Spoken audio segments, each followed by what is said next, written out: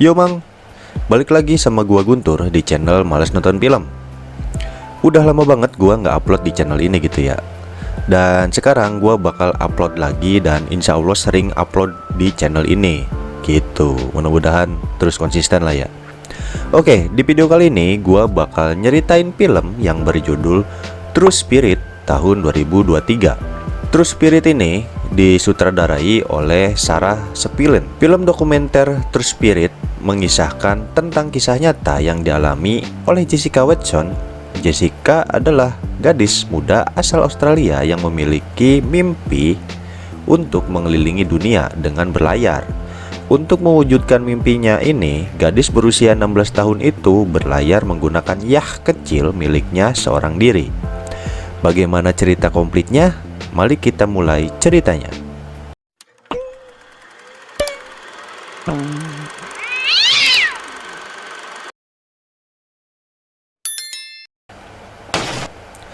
Bocah ini bernama Jessica Watson atau biasa dipanggil Jess. Jess dan keluarganya tinggal di dekat pantai Australia. Dari kecil, dia sangat suka bermain di pantai serta belajar berlayar bersama kakaknya. Waktu umur 12 tahun, ibu Jess baru sadar kalau putrinya mengidap penyakit disleksia. Jadi setiap kali si Jess panik, dia akan kesulitan membaca tulisan gitu. Suatu hari, Jess memberitahu keluarganya kalau dia ingin sekali memecahkan rekor menjadi orang termuda yang berlayar mengelilingi dunia. Tapi karena waktu itu Jess masih bocil gitu, orang tuanya cuma nganggap kata-kata Jess ini nggak serius gitu. Ya layaknya bocil aja, lagi ngoceh gitu. Namun ternyata 4 tahun kemudian, di usia ke-16 tahun, Jess benar-benar membuktikan ucapannya. Pada September tahun 2009, untuk pertama kalinya Jess ikut uji coba berlayar. Di tengah lautan saat Jess sedang tidur, kapal Jess tertabrak kapal kargo.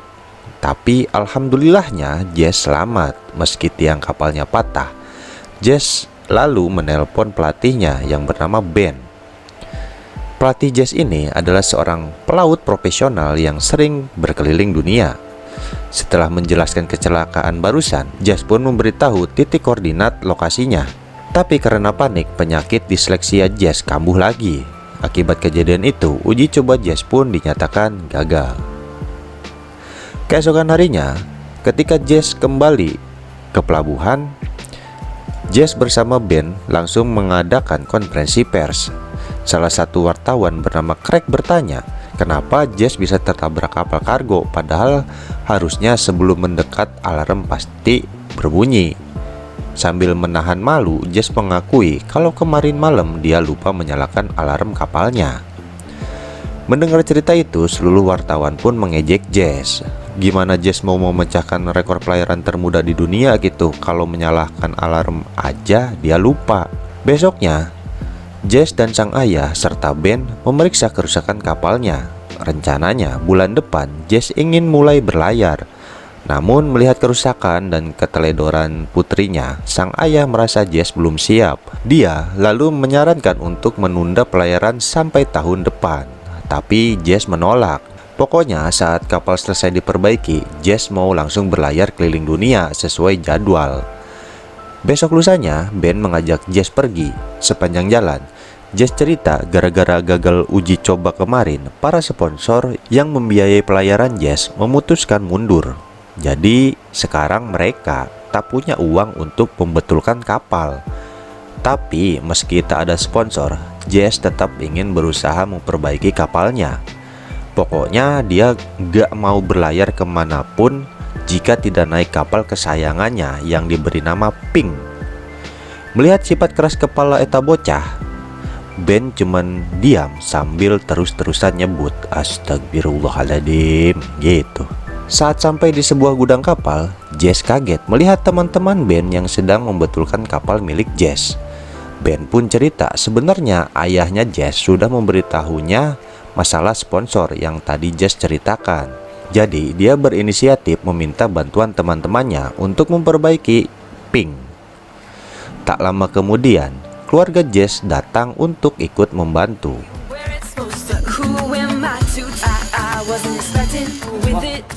Don't you blink,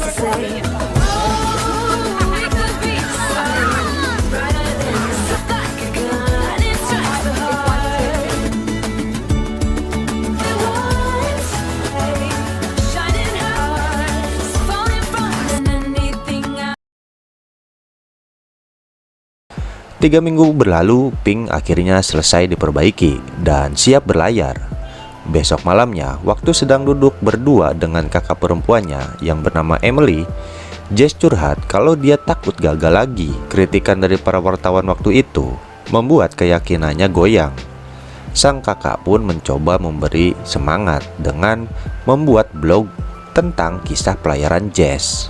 Jadi selama kapal berlayar, Jess harus mengirimkan video vlog kesehariannya pada Emily. Lalu Emily akan menguploadnya ke blog.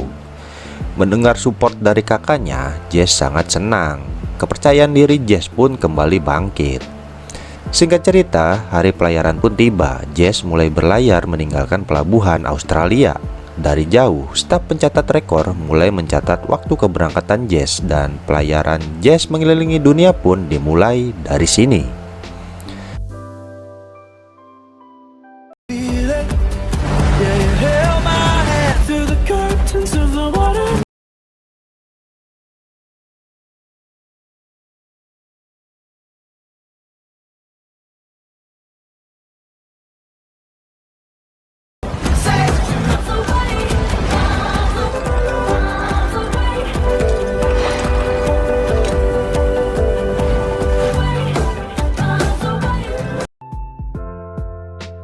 Di sisi lain, orang tua Jess mengajak Ben ikut pulang ke rumah dan memintanya untuk memantau Jess bersama mereka. 3 hari berlalu, cuaca di laut masih terlihat cukup baik. Jess selalu memberi kabar pada kedua orang tuanya di rumah. Tak lupa setiap hari dia juga merekam kegiatannya lalu mengirimkan ke kakaknya. Setiap kali mulai merasa takut, Jess juga selalu menelpon Ben untuk minta dihibur. Selama 33 hari, pelayaran Jess berjalan lancar. Ia bahkan berhasil melewati jalur Khatulistiwa dengan mudahnya. Untuk merayakannya, Jess mengguyur dirinya sendiri dengan air laut. Tak hanya Jess, keluarganya di rumah juga ikut merayakan keberhasilan itu. Namun kebahagiaan mereka tak berlangsung lama, karena keesokan harinya langit pagi berwarna merah. Itu berarti hari ini akan terjadi badai besar. Jess pun buru-buru menelpon Ben dan bertanya apa yang harus dia lakukan. Ben menjelaskan badai ini masih aman. Ben yakin Jess pasti bisa melewati badainya. Setelah mendengar penjelasan Ben, Jess lalu bersiap-siap menghadapi badai.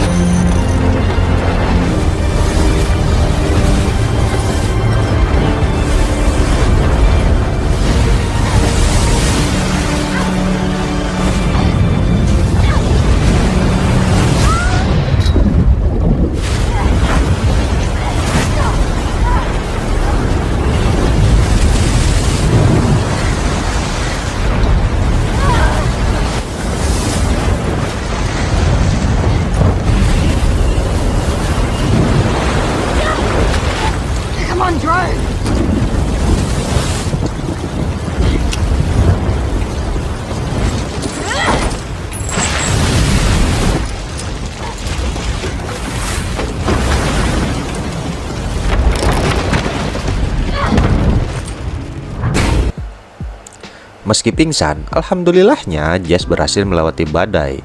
Ketika sadar, dia segera mengabari keluarganya. Pelayaran lalu kembali dilanjutkan.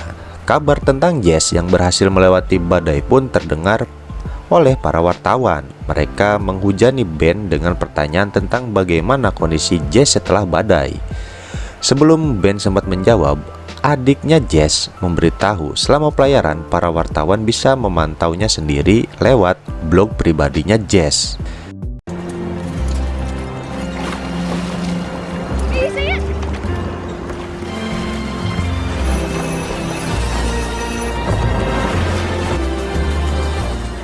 Merry Christmas. Merry Christmas. It's not even Christmas here yet. It's a lot quieter than yours.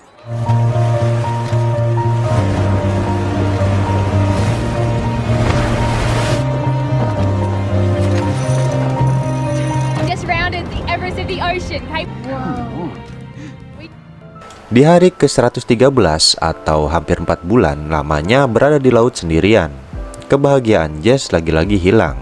Bukan karena badai, tapi karena tak ada angin yang menggerakkan Pink. Seharian ini Jess hanya diam, tak melakukan apapun. Setiap kali Ben menelpon, Jess cuma mengangkat bentar terus dimatiin lagi. 1 hari, 2 hari, sampai 3 hari Pink masih belum bergerak. Tak ada angin sama sekali. Jess juga sudah tak mengangkat telepon dari keluarganya lagi. Hingga di hari ke-117 saat Jess memeriksa jalur pelayaran, dia baru sadar ternyata Pink bergerak mundur. Jess pun langsung menghubungi Ben. Di telepon Ben bertanya kenapa Jess mematikan alarm kapalnya. Gara-gara frustrasi, Jess malah menjawab, alarm kapal nggak penting. Lagi pula di sini juga nggak ada kapal lain yang lewat. Jawaban Jess barusan membuat Ben marah. Padahal berhari-hari dia tak tidur demi memantau Jess. Tapi Jess malah menyepelekan ucapannya. Ben yang muak lalu pergi membawa barang-barangnya. Kepergian Ben membuat Jess semakin frustasi. Kini dia benar-benar sendirian. Tak ada angin, tak ada keluarga. Dan yang paling sedih, tak ada lagi Ben yang selama ini selalu menghiburnya. Hanya Jess sendirian di tengah laut. 1 minggu pun berlalu. Suatu malam, sang ibu akhirnya menelpon. Ketika mendengar suara ibunya, tangis Jess pecah. Jess pun curhat panjang lebar cerita tentang kondisinya sekarang. Ibunya Jess berusaha menenangkan Jess. Dia bilang, setiap kali melihat bintang di langit, Jess harus ingat ibu ada di rumah menunggunya pulang dengan selamat. Kata-kata sang ibu pun membuat Jess tenang. Setelah berhari-hari tak merekam kegiatannya, besoknya Jess mulai kembali membuat video. Sambil merekam, Jess menceritakan bagaimana sulitnya kondisinya sekarang. Ia rindu keluarganya, rindu kehidupannya di rumah, dan sangat merindukan Ben, pelatih galak yang selalu mengingatkannya menyalakan alarm. Malam hari saat tidur, Jess bermimpi ada angin meniup layarnya Pink.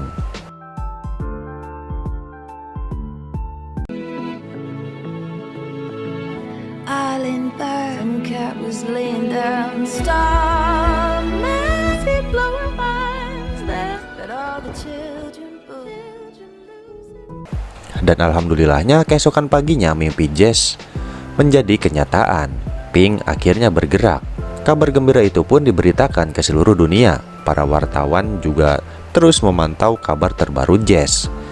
Hingga 2 bulan berlalu, pelayaran Jess terus berjalan lancar. Kini hanya tinggal beberapa ratus kilometer saja, Jess akan kembali pulang dan berhasil memutari bumi. Namun, suatu siang waktu Jess sedang menelpon keluarganya, muncul peringatan kalau 10 hari lagi akan ada badai yang sangat besar, bahkan 5 kali lebih besar dari badai kemarin.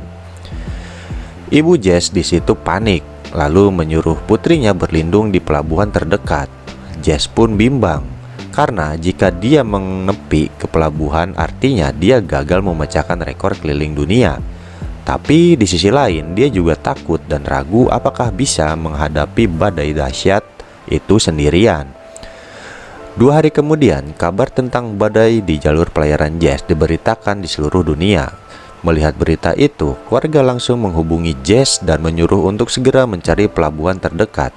Di saat semua panik, Emily memilih untuk tetap menyemangati adiknya. Emily berkata Jess tidak boleh menyerah. Ia menyuruh Jess membaca komentar-komentar di blog pribadinya.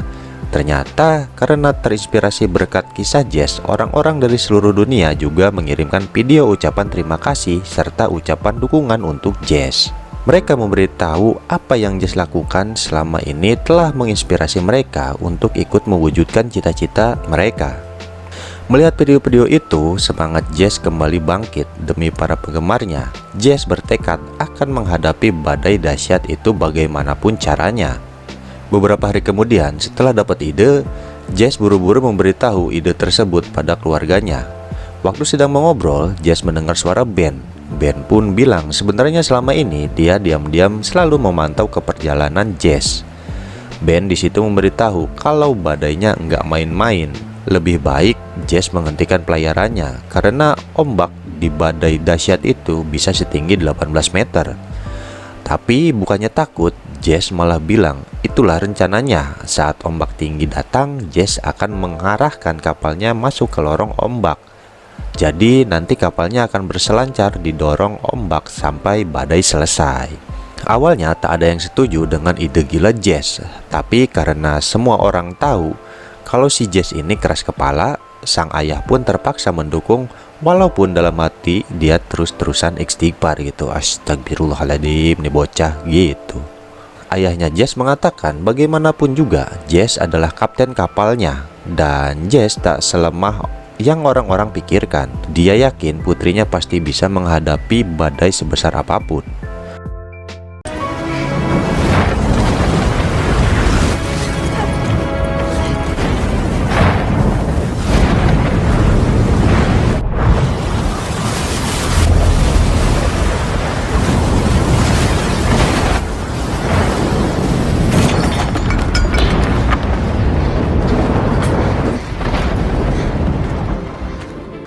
Tiga hari berlalu, Jess masih berjuang menghadapi badai. Di rumah, waktu semua sedang sibuk memantau pergerakan kapal, Ben sadar kalau badai yang sedang dihadapi Jess ini semakin lama semakin besar. Bahkan akan berkali-kali lipat lebih besar dari prediksi sebelumnya. Jess yang mulai ketakutan pun menghubungi keluarganya. Satu persatu, keluarga berusaha menghibur untuk mengalihkan ketakutan Jess, termasuk Ben. Ben janji jika Jess pulang nanti dia akan mengajaknya berlayar naik kapal kesayangannya. Mendengar itu dia sangat senang karena selama ini dia tak pernah dibolehkan masuk ke kapal milik Ben. Di tengah obrolan, alarm tanda bahaya berbunyi dan hal yang paling ditakutkan pun terjadi.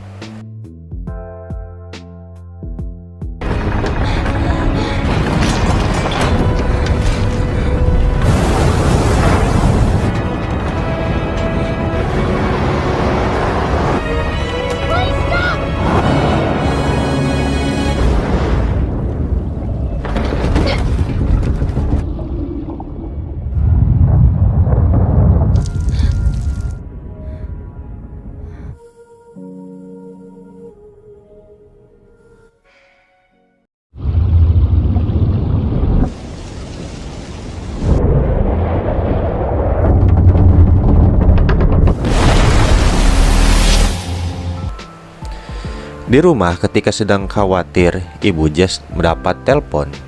Selesai menelpon, sang ibu memberitahu kalau barusan petugas mengabarkan bahwa sinyal kapal Jess hilang 4,5 meter dalam laut. Artinya kapal Jess sudah tenggelam. Sekeras apapun mereka mencoba menghubungi, Jess tetap tidak menjawab teleponnya. Hingga keesokan harinya, telepon berdering. Ternyata telepon itu dari Jess yang mengabarkan bahwa dia berhasil melewati badainya. Semua orang pun begitu lega. Selesai menelpon, keluarga langsung memberitahukan kabar keberhasilan Jess itu pada wartawan yang sudah menunggu di luar. Seluruh wartawan bersorak gembira termasuk Rek. Mereka yang awalnya meremehkan Jess sekarang jadi memuji keberhasilan bocah pemberani itu. Tepat 210 hari atau 7 bulan berlayar di lautan sendirian, pada tanggal 15 Mei 2010, Jess akhirnya kembali ke Australia dan memecahkan rekor sebagai perempuan termuda yang berhasil berlayar keliling dunia. Warga Australia pun menyambut meriah kepulangan Jess dan juga menyiarkan kepulangannya. Sambil terus memuji gadis hebat itu, Craig bahkan berterima kasih. Dia mengatakan apa yang Jess lakukan ini telah mengubah hidupnya.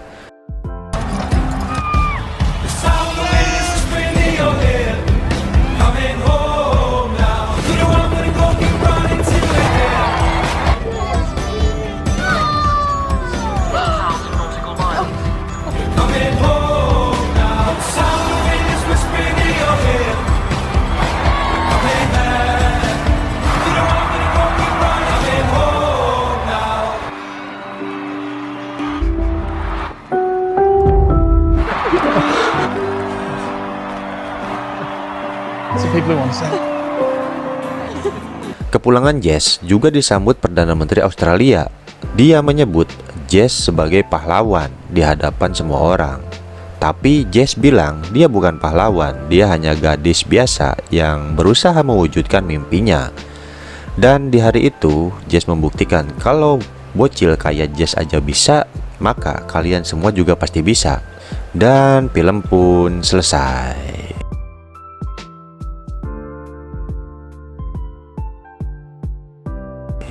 Oke, segini aja rekap film kali ini.